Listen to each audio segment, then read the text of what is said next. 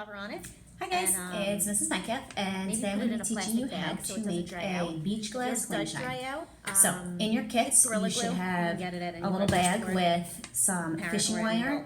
You're going to have a separate little bag with about 20 pieces of beach glass. You're going to have a dowel rod, a piece of twine, piece of twine, a Q-tip, a template, which I'm going to show you in a second, and a container that looks like this with a cover on it that's going to have some glue on it. So let's get started. So you're going to start by, you can see what I have here, taping your template. Let me switch this down a little bit more for you guys. To your workspace. So set up kind of already. So you're going to take your, or just put it on your table, that's okay.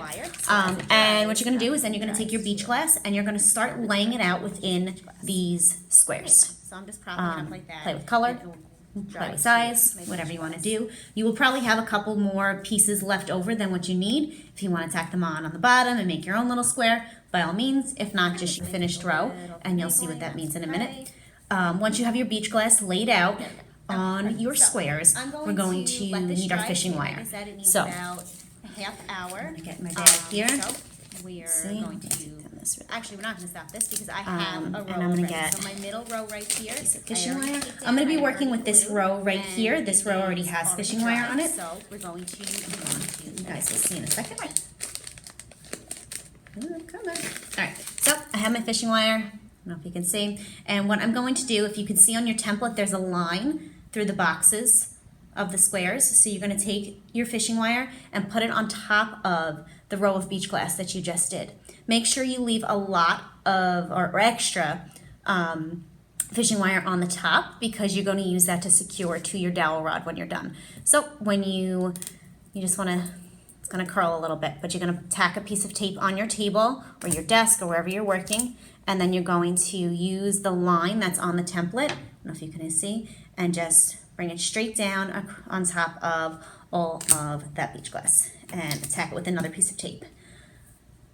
Okay, so you should have, like I said, I'm working from this row, your beach glass lined up and your fishing wire taped on top of it. You can, at that point, move your pieces around if you need.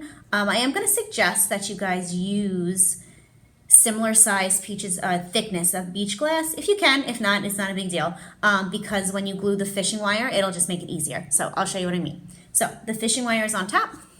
I'm going to take my glue and my Q-tip. I'm just going to kind of dip it on in there, and it might get, the Q-tip might like get gross, but it should be fine. And then you're just going to, where the fishing wire is touching the beach glass, you're just going to tack it with glue. Actually, we're not going to stop this because I have a row already. So my middle row right here, I had already taped down, I had already glued, and it is already dry. So we're going to move on to the next part. All right, guys, the next part of this video, I'm going to show you what to do once all three of your strands are dry.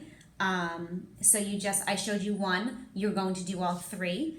And once they're dry, they should look like this. You can probably untape them, but I'll show you. See, it hangs nicely. So I'm going to lay mine back down top of here just to kind of get an eye of where I want to tie my my strands. So this is going to be my middle strand. I'm going to now just attach it to the dowel rod. Each strand to be touching so they make that clinking sound.